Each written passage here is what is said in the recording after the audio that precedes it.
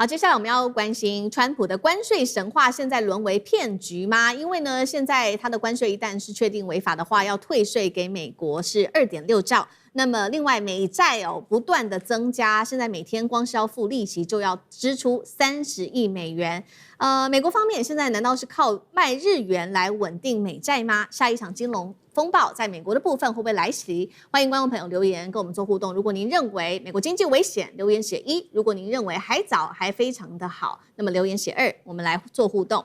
好，先来看到有关于川普的关税战，现在带给他的政治还有经济上的反噬真的非常大。他原本关税战预期的事情是说制造业回流，然后呢这些供应链完全的离开中国大陆，增加美国收入等等，但现在这一些选项是完全都没有实现。那么最新消息我们来看到呢，是301条款是当时川普所提出来的嘛。那么现在最新消息是全美25州包括了民主党在内主要是民主党联手一起对川普提告，质疑川普政府利用他的职权扩大301的关税。他说这个已经超越了法律的授权，你怎么可以这样做呢？批评川普的301关税战根本是一场骗局。好，这个结果会是什么呢？如果最终法院确定说川普的关税战违法的话，那么接下来川普政府就必须要退款给企业，那么预估金额甚至上看，我们把它换算新台币是2.6兆元。那现在也传出呢，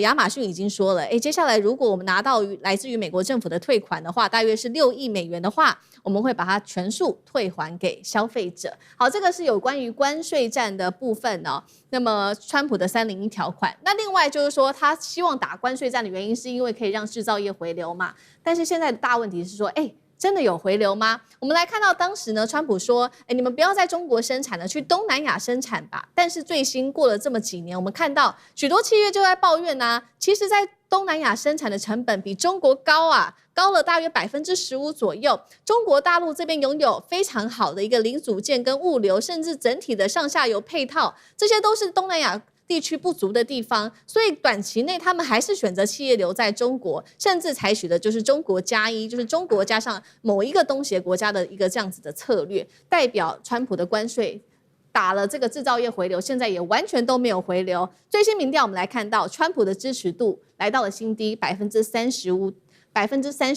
民主党近10年首次在经济议题上，竟然他的支持度已经超越了共和党。好，先请教尚志哥怎么看25州对川普的301提告，企业可能拿回2.6兆元退款，是否这一些关税战现在美国自己买单，而且他的财政本来就已经有面临到许多的压力了，现在变得更加困难吗？尚志哥怎么看？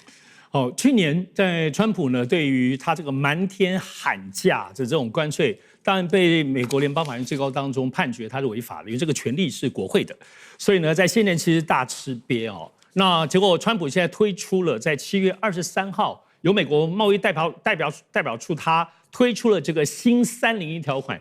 它的理由内容主要是说，某一些这些企业，全世界当中你有强迫劳动的部分，然后呢就要给你科以这301的这个惩罚性的关税，而且7月23号宣布，7月24号就立刻实施了。所以呢，这个东西其实为什么大家现在就很火大？这件事情就在于是什么叫强迫劳动？比如说，以中国当中就很多被处罚的这个厂商，他们就说：天哪，我现在90%都是机器在做事情，工厂里面跟外面根本没有人了，你还说我强迫劳动是，所以当然这次针对的部分呢，其实主要有包括欧盟的国家，另外中国当然是最主要，另外还有东南亚，它的大概税是这样子，大概是苛征的大概都是大部分都是10%，跟最高到12.5%，像中国跟东南亚都是12.5%，所以这里大家知道301有些去年当中一些旧税，也就是说301去年就有科咯。今年这个时候是新科的，举例来说，中国大陆科最重的当然就是电动车。电动车在去年301的旧税当中，跟基准税大概就100%嘛，都知道，所以你就根本进不去。然后这次又被加科了12.5%。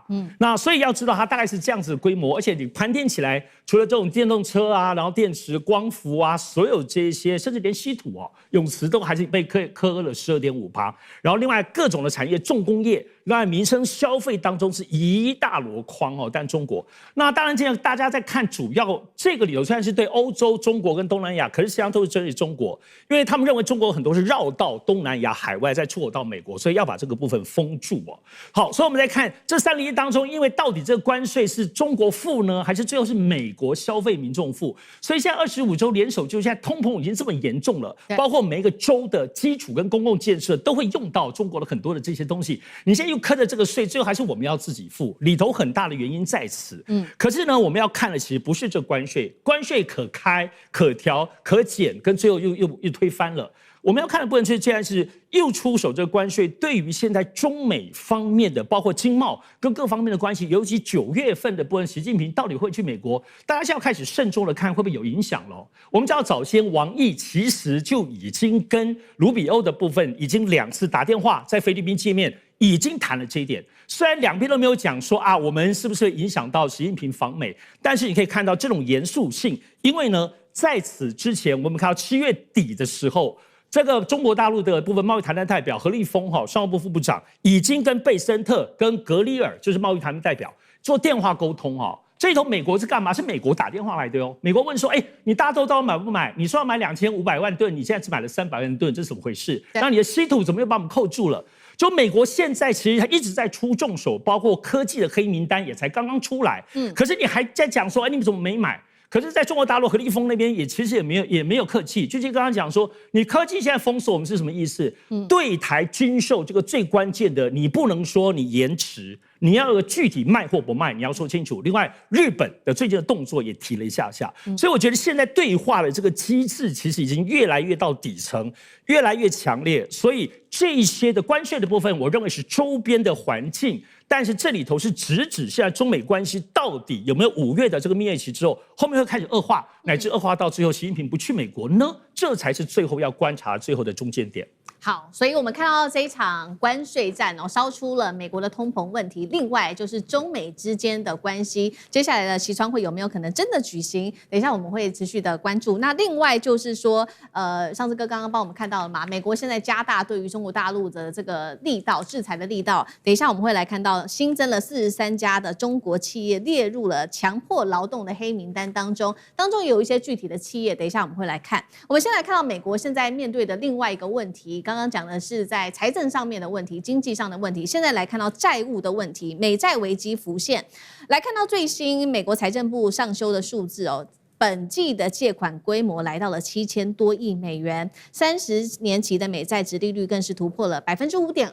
这个数字什么意思？其实是2007年金融海啸以来的新高。现在市场忧心是说，会不会大家对美债越来越不信任，最后甚至未来会有抛售潮呢？因为现在美债已经逼近了40兆美元大关，占 GDP 的120%。美国一年现在要支出大约是1兆美元的利息如果算每一天好了。大约一天最高可以达到30亿美元的利息，美银因此现在最新提出了警告，他说呢，你政府再不赶快来抗通膨，提出具体的政策的话，投资人就会降低对美债的信任，是不是美债就会危险呢？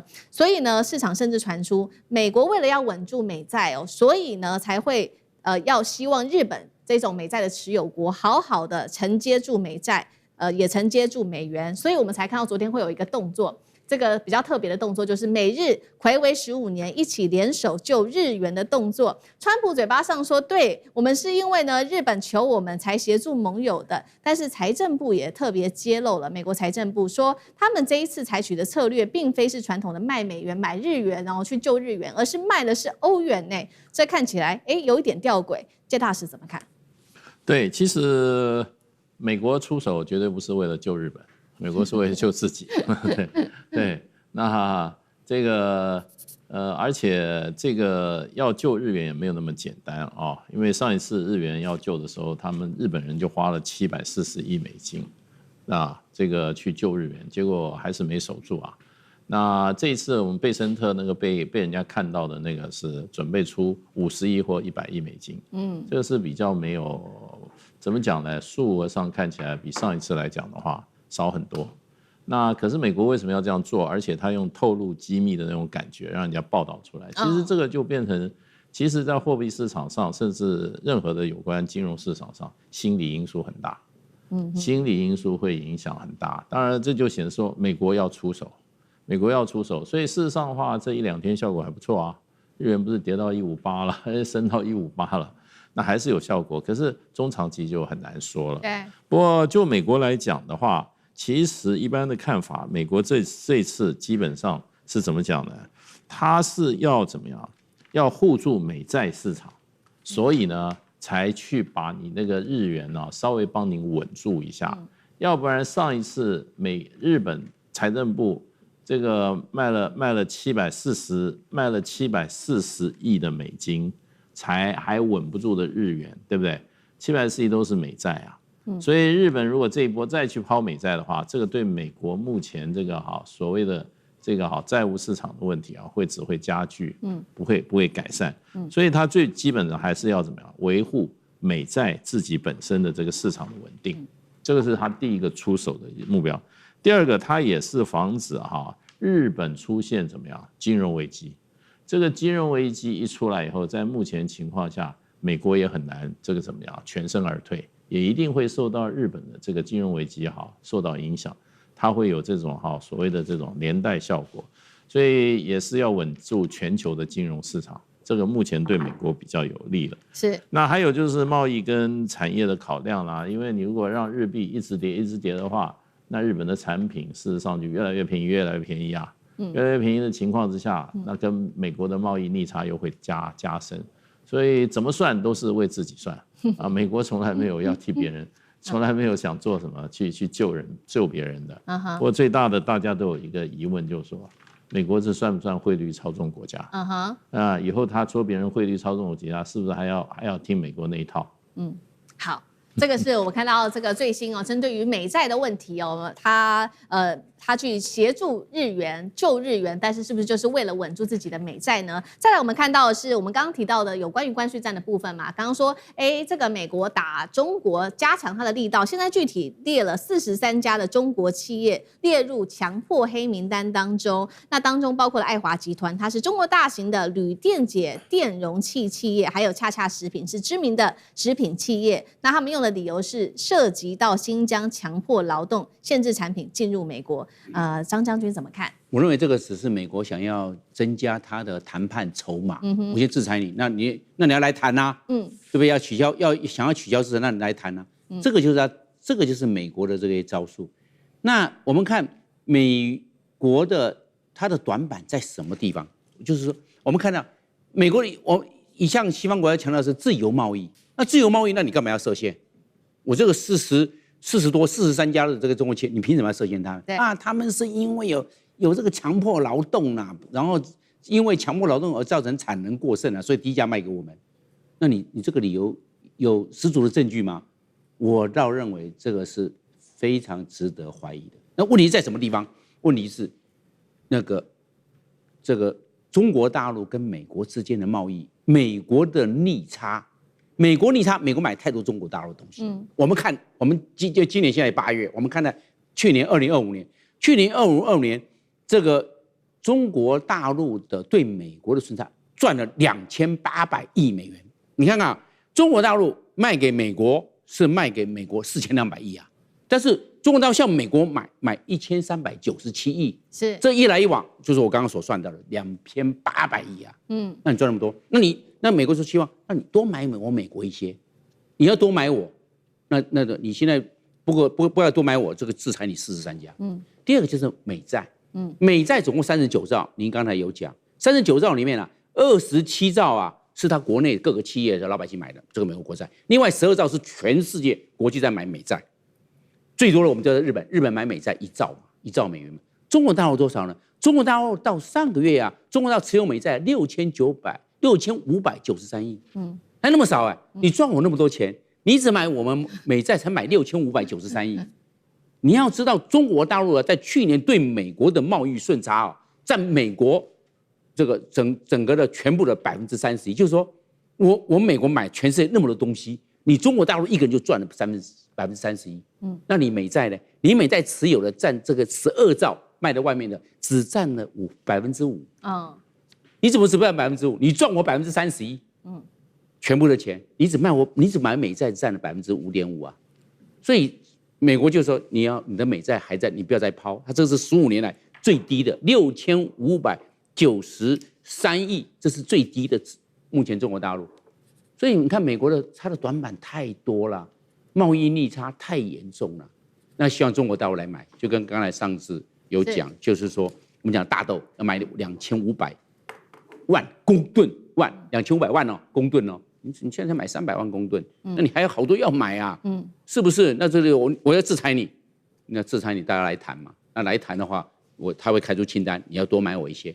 其实我认为美国最大的问题是国内产业结构出了大问题，所以才会造成它竞争力低落，卖出去的东西少，买的东西就多，因为卖东西贵啊，买进来的多，便宜嘛。好，谢谢张将军。那我们休息一下，马上回来。观众朋友们，我们要开会员频道啦！因应呢美中、中东还有印太的乱局，你看到的是新闻，我们看到的是背后谁在操控这个世界。加入会员可以取得独家视角的通行证，你将优先取得更深的观点判读，包括了核心真相分析、历史脉络拆解、局势推演逻辑。同时解锁会员勋章、优先互动权、问题解析、幕后花絮，支持我们制作高品质的影片。点击下方的加入键，一起成为战友吧！我们会员频道见。